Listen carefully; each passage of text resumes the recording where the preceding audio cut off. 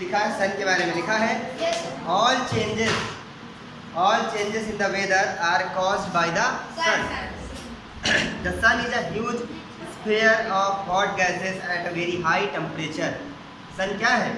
एक huge sphere है। Circle और स्फीयर में फर्क जानते हो?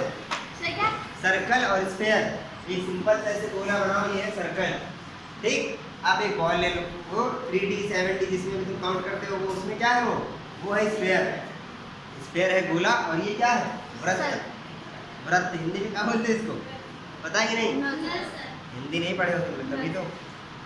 सन is a huge sphere of hot gases at a very high temperature. Sun एक ऐसा गोला है, एक ऐसा स्फीयर है जो गर्म गैसों का बहुत ज़्यादा टेम्परेचर पे जिसमें गैसेस होती है, वो एक गोला है। लिखा था distance of the sun from us is very large. हम लोगों से सूरज तक की दूरी क्या है? बहुत ज़्यादा है। Even then the energy sent out by the sun is so huge that it is the source of all heat and light on the earth. पृथ्वी पर पाई जाने वाली सारी लाइट और सारी हीट का एकमात्र स्रोत कौन है? सन। अब कह दो हमारे पास हीटर भी है ना, लेकिन अगर सूरज ना होता तो वो हीटर होता? दूर की सोचो, नहीं होता। समझ रहे हो कि नहीं? लिखा इवन देन द हो गया। So the sun is the primary source of energy that causes changes in the weather. Energy absorbed and reflected by the earth's surface, oceans and the atmosphere play important roles in determining the weather at any place। यानी कि सन के द्वारा जो heat या sunlight पृथ्वी तक भेजी जा रही है, वो पृथ्वी इसको कैसे एब्जॉर्ब कर रही है, कैसे रिफ्लेक्ट कर रही है। अगर हम लोग ये सब पता लगा लें तो हम उस एरिया का weather. Sun is the primary source of energy that causes changes in the weather. Energy absorbed and reflected by the earth surface. Earth के सरफेस के द्वारा जो एनर्जी एब्जॉर्ब की जाएगी और जो रिफ्लेक्ट की जाएगी, पीछे वालों बातें नहीं करना। ओशियन के द्वारा जो एब्जॉर्ब की जाएगी और जो रिफ्लेक्ट की जाएगी। एटमॉस्फेयर एब्जॉर्ब करेगा और रिफ्लेक्ट करेगा। ये कितनी करेगा, कैसे करेगा, ये सब वेदर में बहुत ज़्यादा रोल एक अदा करते हैं। मतलब अगर सोचो हमारा जो एटमॉस्फेयर है वो बहुत सारी हीट एब्जॉर्ब कर ले तो पृथ्वी का टेम्परेचर कैसा होगा? ठंडा रहेगा, गर्मी पहुँचेगी नहीं यहाँ पे। लेकिन अगर वो एब्जॉर्ब नहीं कर रहा है तो सीधे सीधे हीट चिड़ती हुई कहाँ आएगी? हम लोग के पास पहुँचेगी। तो पृथ्वी का सरफेस क्या होगा? ज़्यादा गर्मी लगेगी, है ना। लिखा है if you live near a sea. अगर आप एक समुद्र के किनारे रहते हैं, you would have realized that the weather at your place is different from that of a place in a desert और नियर अ माउंटेन। अगर आप एक समुद्र के किनारे रहते हैं तो आपने देखा होगा कि आपके घर के आसपास बाकी एरिया से अलग तापमान होता है, अलग वेदर होता है। अगर नहीं, यहाँ तो कोई नहीं रहता, लेकिन फिर भी तुम लोग को पता होगा समुद्र किनारे रहने वाले लोगों का यहाँ तापमान कैसा होता है? थोड़ा अच्छा होता है। ये समझ लो दुनिया की सबसे अच्छी जगह पे रहते हो तुम लोग, वर्ल्ड की सबसे बेस्ट जगह पे रह रहे हो। नहीं, किस लिए बताओ?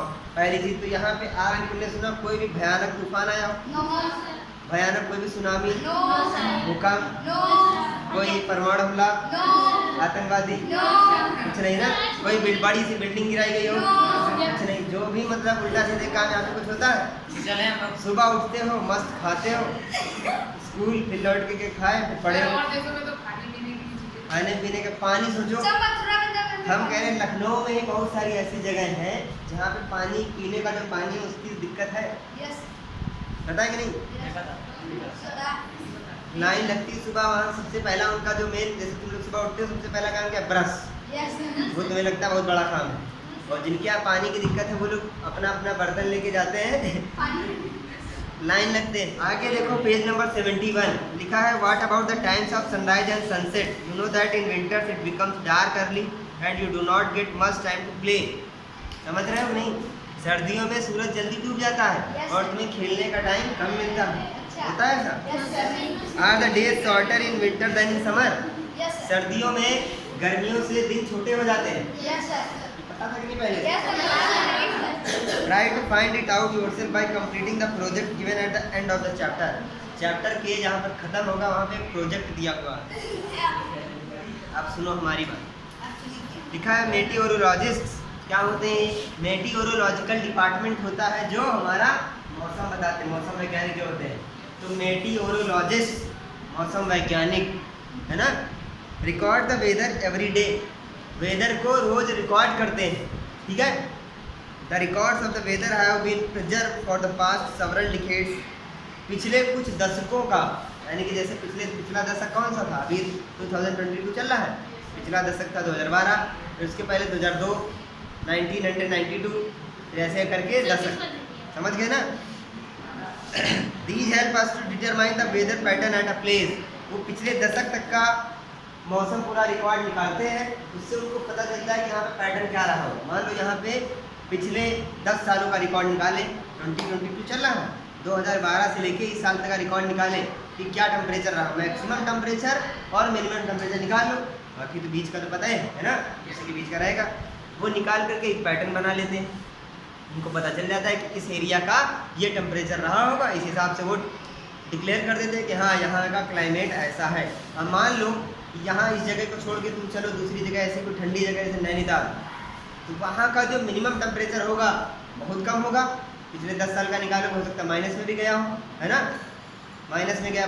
मान लो उन्होंने देखा 2013 का -12, एक एग्जाम्पल बता रहे हैं, 2013 में देखा -14, 2014 में देखा -12, ऐसे करके हुआ। तो उन्होंने क्या डिक्लेयर किया होगा कि नैनीताल का जो क्लाइमेट है वो कैसा है, average weather pattern taken over a long time say 25 years is called the climate of the place. जो बोल्ड में लिखा है, पूछा जाएगा व्हाट इज क्लाइमेट, तो यही बताना है। If we find that the temperature of at a place is high most of the time, अगर हम ऐसा देखें कि किसी एरिया का टेम्परेचर ज़्यादातर समय क्या है, हाई रहता है, then we say that the climate of the place is hot, हम ऐसा कह सकते हैं कि उस एरिया का क्लाइमेट क्या होगा, हॉट। अच्छा, इसमें एक चीज़ इन्होंने बोला है, क्या बोला, then we say that the climate is that, हाँ ठीक, कुछ नहीं बोला। If there is also heavy rainfall on the most of the days in the same place, अगर बहुत ज़्यादा देर तक या बहुत ज़्यादा समय तक वहाँ पे बारिश हो रही है, तब भी हम उसको क्या बोलेंगे, hot and wet. Hot and wet. 7.2 और 7.3 बनी हुई है, Srinagar, Jammu and Kashmir, information about climate. 7.3 Thiruvananthapuram, Kerala में पाया जाता है। We have given the climatic condition at 2 places in India. India के 2 अलग अलग जगहों के क्लाइमेटिक कंडीशन को इन्होंने दिया है। The mean temperature for a given month is found in 2 steps. First, we find the average of the temperatures recorded during the month. Second, we calculate the average of such average temperature. In average temperature का भी average निकाला है, समझ रहे हो नहीं समझ रहे हो, अभी समझोगे। Calculate the average of such average temperatures over many years. That gives the mean temperature. The 2 places are Srinagar in Jammu and Kashmir and Thiruvananthapuram in Kerala. लिखा है मंथ जनवरी, देखो टेबल 7.2 देखो, पहले समझो जरा, बुक में ध्यान से देखना है 7.2। जब ये वीडियो देख रहे हो तुम लोग, तब बुक भी सामने साथ है। जनवरी में डेली का मिनिमम टेम्परेचर जाता था जनवरी में, मीन टेम्परेचर लिखा है डेली का, ईयर कहीं नहीं लिखा, कहाँ लिखा है, जब ये बुक बनी थी किसी एक साल का दिखाया उन्होंने, कौन से ईयर, ये तो नहीं पता, अरे किसी भी एक साल का, तो नहीं बताया, ज़्यादा क्या करोगे। मीन टेम्परेचर डिग्री सेल्सियस में देखो लिखा है डेली का मिनिमम,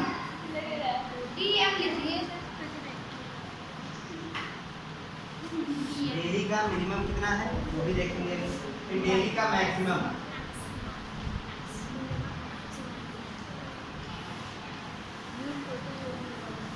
हाँ चलो आप शुरू करते हैं। जनवरी में ये कहाँ कौन सी टेबल देख रहे हैं पता है, 7.2। ठीक, जनवरी में जो डेली का मिनिमम टेम्परेचर गया, मान लो इधर देखो, अभी जो इन्होंने कहा था एवरेज का भी एवरेज निकाला गया है, उसको समझो क्या है। मान लो जनवरी में 1 जनवरी को जो टेम्परेचर मैक्सिमम गया था वो गया, मान लेते हैं 25, हमने 25 बोला, और मिनिमम गया था मान लेते हैं कि -10। ठीक, 2 तारीख को मानते हैं कि वहाँ पे गया 27 मैक्सिमम और ये -11। 3 तारीख को 28 गया और ये -12 जैसे गया। ठीक, अब 30 दिनों का -10, -11, -12 मिनिमम टेम्परेचर 30 दिनों का लिखेंगे, तो हम इसको ऐसे करेंगे -10 प्लस -11 प्लस -12 प्लस करते हुए ऐसे 30 दिनों का पूरा लिखेंगे। ठीक, और फिर डिवाइड कर देंगे उसको किससे, एवरेज ऐसे तो निकालते हो? पहले लिखोगे, पहले इतना हो गया। एवरेज निकाल बताया है कैसे। उन्होंने क्या बोला था कि एवरेज का भी एवरेज निकालना है। पहले क्या हो गया, फिर इसका एवरेज निकालना। तो जब इसका जो आएगा, जो इसका आएगा वो यहाँ पे लिखा जाएगा। डेली का मिनिमम कितना गया था इसमें जनवरी बताओ? -2.3 डिग्री सेल्सियस ऊपर लिखा है, केवल इतना लिखेंगे, ठीक। फिर इसी तरह डेली का मैक्सिमम निकाल लेंगे, वो लिखेंगे। ये समझ गए कि नहीं कि एवरेज का भी एवरेज का क्या बताया? और रेनफॉल के लिए इन्होंने बताया है कि राउंडेड ऑफ कर दिया गया। जैसे तुम लोग की रिपोर्ट कार्ड में होता है, अगर 2.5 नंबर लाया तो उसको 3 कर दिया जाता है। पता नहीं चला? 2.5 मिलता है। यूनिट टेस्ट में नहीं, एनुअल में या हाफेली में, इसमें राउंड ऑफ करके दिया जाता है। तो राउंड ऑफ किया जाता है उसको वैसे। हाँ, कम नहीं। कल हम लोगों ने टेबल 7.2 और 7.3 का थोड़ा समझा था, वो बनाया था। अब उस टेबल से हमको क्या पता चला वो हम लोग आज देखेंगे, ठीक है। लिखा है पेज नंबर 72 पे, by looking at table 7.2 and 7.3 we can easily see the difference in climate of Jammu Kashmir and Kerala. Table 7.2 और 7.3 को देख करके हम आसानी से जम्मू कश्मीर और केरला के टेम्परेचर को और वहाँ के क्लाइमेट को आसानी से पहचान सकते हैं। देखो लिखा, we can see that Kerala is very hot and wet in comparison to Jammu and Kashmir, which has moderately hot and wet climate for a part of the year। देखो हम लोगों ने देखा था, एक बार टेबल फिर से देखो, पेज नंबर 71 पे। टेबल 7.2 में दिया हुआ है दिल्ली का मिनिमम टेम्परेचर श्रीनगर का जनवरी में -2.3 गया है और मैक्सिमम 4.7 गया है। अब यही चीज़ केरला में देखो कि मिनिमम टेम्परेचर 22.2 गया है और मैक्सिमम 31.5, यानी कि बहुत गर्मी। जो वहाँ की जिस समय गर्मी बहुत कम है उस समय भी वहाँ पे बहुत ज़्यादा गर्मी है, 22.2 है ना। नॉर्मल रूम टेम्परेचर तुम्हारा 25 डिग्री सेल्सियस होता है। एसी चलाते हो तो कितने पे अच्छी लगती है? 20 पे।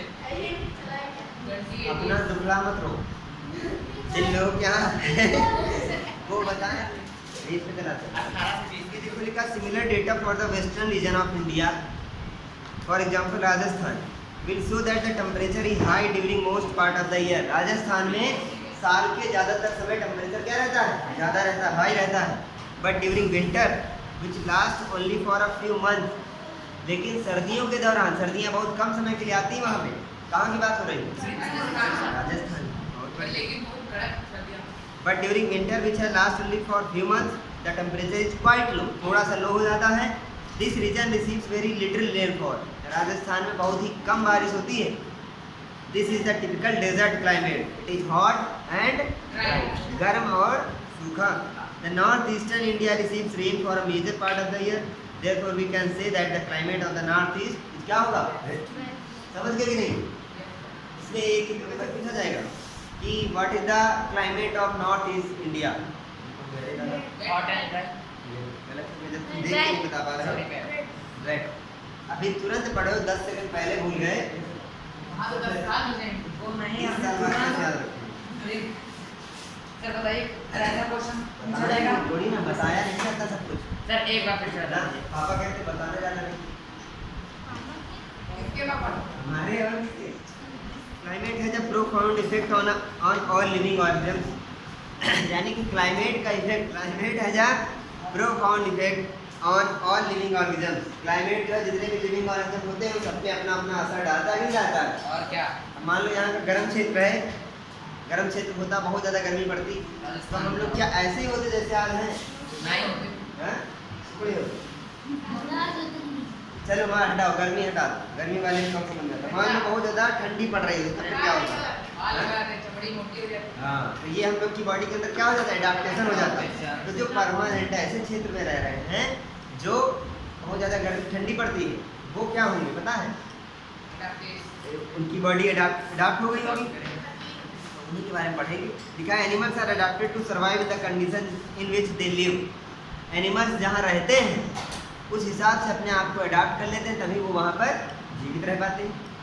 Animals living in very cold and hot climate must possess special features to protect themselves against the extreme cold or heat. यानी कि अगर बहुत ज़्यादा एक्सट्रीम कोल्ड हो रही या फिर एक्सट्रीम गर्मी हो रही तो उससे बचने के लिए वो क्या करेंगे, अपनी बॉडी में कोई ना कोई लिखा है। Recall from chapter 9 of your class 6 science book the definition of adaptation. Class 6 में चैप्टर 9 में एक डेफिनेशन हम लोगों ने पढ़ी थी, याद है? पुरानी बात तो मिट्टी डाल दिया। एडाप्टेशन हम लोगों ने पढ़ा था, इसकी डेफिनेशन पुरानी बुक से उठा करके यहीं पे ऊपर लिख देना है। ऊपर देखो सबसे ऊपर इसी पेज में कुछ खाली जगह दी हुई है, उस जगह में प्याज नहीं बोना है, वहाँ पर तुम्हें डेफिनेशन लिखनी है। किसकी? पीछे वाले बताएं, हमारे भी पीछे कुछ लोग हैं, बताओ। हाँ, एडाप्टेशन क्या लिखोगे? इसकी डेफिनेशन क्लास 6 की बुक में मिलेगा। चलो बाद में लिख लेना, अभी रुको आगे बढ़ो।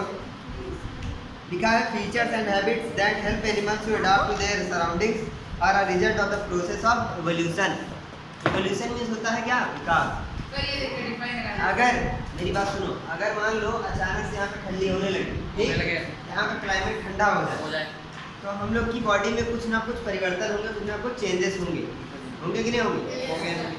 धीरे धीरे जो वो चेंजेस होंगे कुछ सालों के बाद पूरी तरीके से हम लोग बदल जाएंगे। तो हमारी बॉडी में कोई ना कोई विकास हुआ कि नहीं हुआ? इसी को बोलते हैं इवोल्यूशन। एडाप्टेशन की वजह से क्या हो गया? जैसे तुम लोग को अभी फॉसिल फ्यूल जो फ्यूल मिल रहा है, पेट्रोल डीजल मिल रहा है, वो क्यों मिल रहा है? क्योंकि कई लाखों साल पहले यहाँ पर जंगल हुआ करते थे, पूरी पृथ्वी पे कोई तो था नहीं, जंगल थे। अचानक से बाढ़ तूफान कुछ भी आ गया, वो जंगल नीचे दब गए। अब नीचे जब वो दब गए तो मिट्टी उसके ऊपर लदी हुई है, पानी उसके ऊपर दबा रहा है उसको।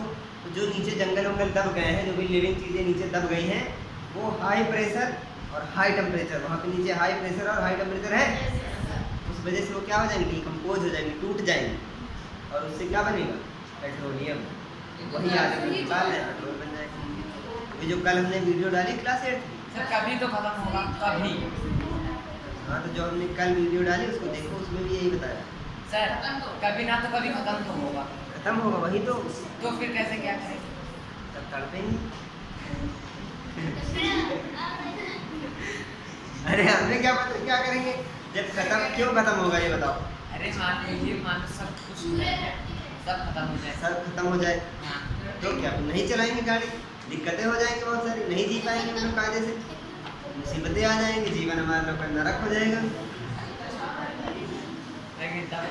रोकने के कुछ सिस्टम है, वही करना है कि जितना कम हो सके उतना कम गाड़ी चलाओ, कारपूल करो। बैटरी वाली गाड़ी चलाओगे तो बैटरी कैसे चार्ज करोगे?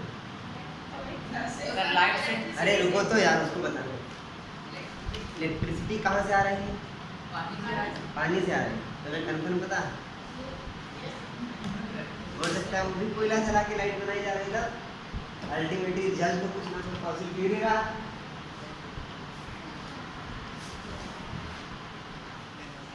लिखा है एज एडाप्टेशन के बारे में कुछ एग्जांपल्स दिए गए हैं। पेज नंबर 72 पे राइट साइड वाला पैरा देखो, लिखा है as examples of adaptation of animals to climatic conditions we discuss only animals living in polar regions and tropical rain forest. हम करेंगे डिस्कस किसके बारे में? पोलर रीजन में जो पाए जाते हैं, यानी कि जहाँ बहुत ज़्यादा ठंडी पड़ती है, और ट्रॉपिकल रेन फॉरेस्ट यानी कि जहाँ बहुत ज़्यादा गर्मी पड़ती है। हाँ, लिखा है पोलर रीजन और ट्रॉपिकल रेन फॉरेस्ट के लिए हम लोग क्या करेंगे? उन्हीं के बारे में हम लोग पढ़ेंगे। As the name suggest the polar regions are situated near poles. इतनी कठिन बात है ना। पोलर रीजन कहाँ पाए जाते हैं? पोल्स।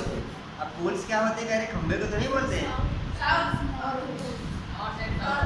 एसएसटी में पढ़ा होगा तुम लोगों ने, दो पोल पाए जाते हैं, नॉर्थ पोल और जो पृथ्वी के ऊपर होता है क्या होता है?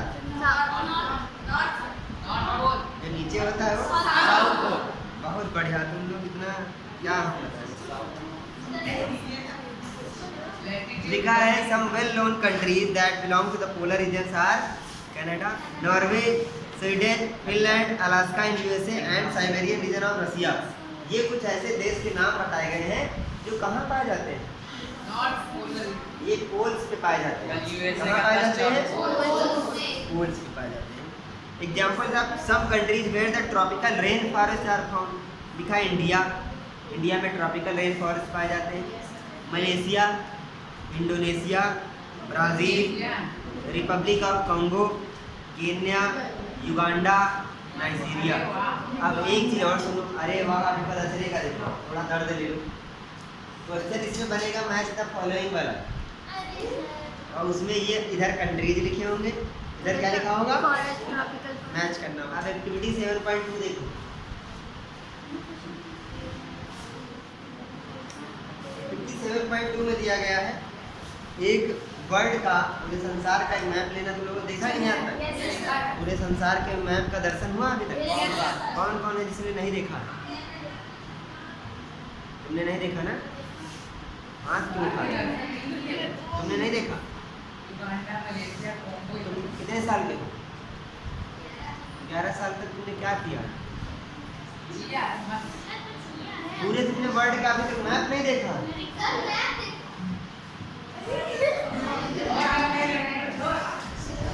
अभी इसके पहले हमने क्या कहा था?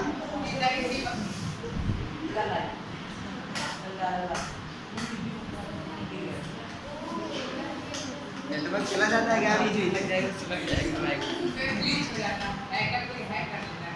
आप देखो लिखा है mark the polar regions in blue. Polar regions को उस मैप में ब्लू कलर से मार्क कर दो, स्केच पे रहो, उससे वहाँ को बिंदु रख दो एक, और ट्रॉपिकल रेन फॉरेस्ट को रेड से कर दो। अब सबसे पहले पढ़ते हैं पोलर रीजन्स के बारे में। फर्स्ट में देखते हैं पोलर सर्कल लगाएगा पहले कितना था पढ़ाई की बात है पढ़ाई की बात। पोलर रीजन्स के बारे में पहले देखो, इसकी एक पहले से वीडियो होगी, चाहा ना देख लेना। क्लास 7 की एक पहले से प्लेलिस्ट बनी हुई है हमारे चैनल पे, कितने लोग जानते हैं? लिखा है the polar region present an extreme climate. Polar region पर एक बहुत ही एक्सट्रीम क्लाइमेट होता है। क्या होता है? बहुत ज़्यादा ठंडा की गर्म है? घर वाले बोल ही नहीं पा रहे। लिखा है these regions are covered with snow and it is very cold for most part of the year. ज़्यादातर समय तक ये बहुत ज़्यादा क्या होते हैं? ठंडे ही रहते हैं। ज़्यादातर समय मतलब साल के ज़्यादातर भाग में बहुत ज़्यादा क्या होते हैं? देखो और एक चीज़ बता दूँ, जो स्नो कवर्ड एरिया होता है उसके ऊपर जहाँ पानी वो बर्फ़ रहती है, बर्फ़ को तोड़ो तालाब जैसा बनाओगे तो उसके अंदर जो पानी में जाओगे वो उतना ठंडा नहीं होता, सिर्फ ऊपर की बर्फ़ जम जाती है ठंडी में। जानते पाएंगे रीजन बताओ। हीट पहुंची क्या बोल रहे हैं? ठंडक की वजह से ऊपर की एरिया पूरी जम गई, लॉक हो गया पूरा। तो जो आइस है, बर्फ है, वो इंसुलेटर होता है कि कंडक्टर? इंसुलेटर, यानी उसमें हीट ट्रैवल नहीं करेगी। अब जो उसके अंदर का पानी है, जो ऊपर का टेम्परेचर है, अंदर का जैसा है वैसा रहेगा और ऊपर का जैसा है वैसा रहेगा, ठीक। और पानी के अंदर बहुत सारे क्या रहते हैं? जीव, और जिनकी बॉडी से लगातार क्या निकल रही है? इसलिए अंदर का जो टेम्परेचर है धीरे धीरे बढ़ता जाएगा, वहाँ गर्मी बढ़ती जाएगी। तो अगर तुमने कहीं से एक छेद बना दिया उसमें, अंदर कूद गए, तो तुम्हें अंदर इतनी ज़्यादा ठंडी नहीं लगेगी, लेकिन तुम मर जरूर जाओगे। क्योंकि इतनी ज़्यादा नहीं लगेगी, लेकिन इतनी ज़्यादा तो लगेगी तुम मर जाओगे। माइनस में तो होगा ही। कितना होगा टेम्परेचर माइनस? कभी जाके देखो, लौट के आओगे नहीं, लौट के जाओगे। 6 months the sun does not set and the poles while for the other 6 months the sun does not rise। 6 महीनों के लिए सूरज वहाँ नहीं निकलता है और 6 महीनों तक सूरज वहाँ अस्त नहीं होता है। ये क्या है? अर्थ है। अर्थ देखो, समझने के लिए बना रहे हैं, बाकी देखो अर्थ ऐसे ये 23.5 डिग्री ऐसे झुकी रहती है। सिर्फ समझो दिन की होते रात की होते, ठीक है। तो अभी ये सूरज इधर मान लो बड़ा सा, ठीक। तो अभी अरे बहुत बड़ा होता है, ये तो हमने छोटा बनाया है, ठीक। अभी देखो यहाँ पर क्या है, इधर लाइट पड़ रही है ना, क्योंकि इधर की तरफ झुका हो, और इधर लाइट नहीं पड़ रही। तो इस समय इधर क्या होगा? दो। इधर क्या होगा? एक साल में कितने महीने होते हैं? ये 23.5 डिग्री इधर झुकी हुई है और एक पृथ्वी को इस पूरे सूरज का चक्कर लगाने में कितना समय लगता है? 3 साल, यानी कि 12 महीने, है ना? तो 12 महीने ये इधर होगी, 12 महीने पृथ्वी इसके चक्कर लगा रही होगी, 6 महीने इधर होगी, 6 महीने इधर चली जाएगी। तो जब 6 महीने के लिए उधर जाएगी तब ये वाला हिस्सा इधर आ जाएगा और इधर वाले पे सनलाइट पड़ेगी, इधर वाले पे नहीं पड़ेगी।